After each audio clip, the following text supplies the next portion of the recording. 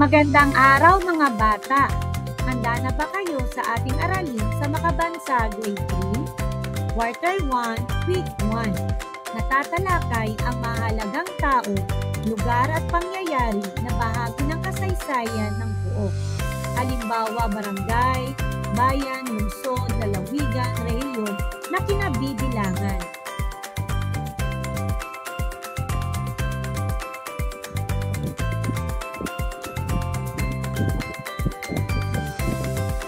Mga bata, alam niyo ba kung anong nakikita ninyo sa larawan?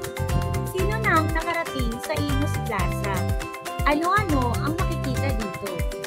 Ano ang inyong naging karanasan sa pagpunta niyo dito? Maaari niyo ba itong isalaysay sa inyong mga kaklase?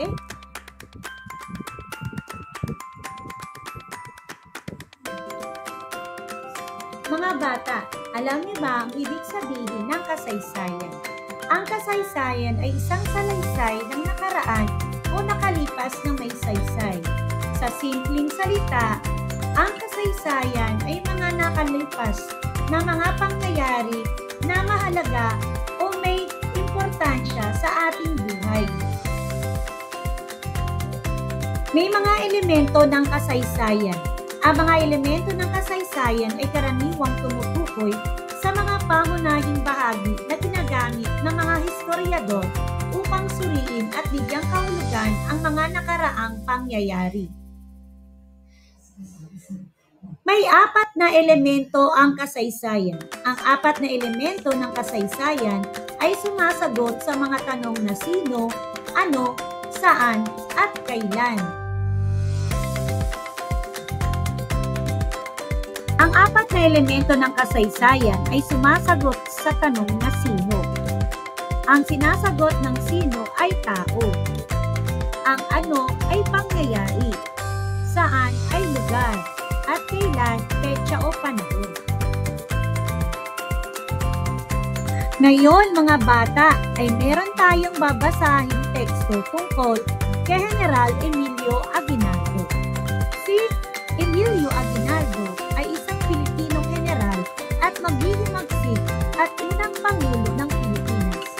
Siya ay isa sa mga pinakakilalang pinuno ng pakikibaka laban sa mga Kastila.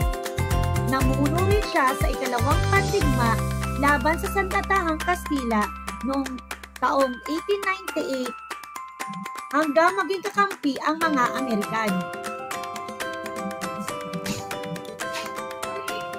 Bilang pinuno ng himagsikan, isinakatuparan niya ang pagpapahayag ng kalayaan ng Pilipinas noong Hunyo 12, 1898 sa Kawit, Cavite.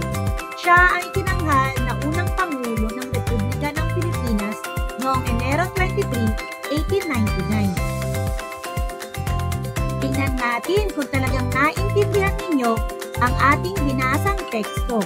Ito ang mga gabay na tanong na dapat natin sagutin. Una, sino ang naging unang Pangulo ng Pilipinas? Pangalawa, ano ang kanyang ginawa para sa mga Pilipino? Pangatlo, saan niya ipinahayag ang kalayaan ng Pilipinas?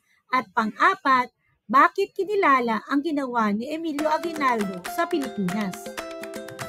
Ngayon, para malaman natin kung meron kayong natutunan sa ating aralin, gawin natin ang gawaing pampagkatuto. Tukuyin kung anong elemento ng kasaysayan ang mga sumusunod. Isulat sa kahon ang inyong sagot. Tingnan natin ang inyong sagot. Emilio Aguinaldo. Tao. Hunyo 12, 1898. Panahon. Pagpapahayag ng kalayaan ng Pilipinas. Pangyayari. At Kawit, Cavite. Lugar. Tama ba ang inyong naging sagot? Dahil kung tama, ay very good kayo. Thank you for watching and please subscribe and share. Salamat sa inyong pakikinig.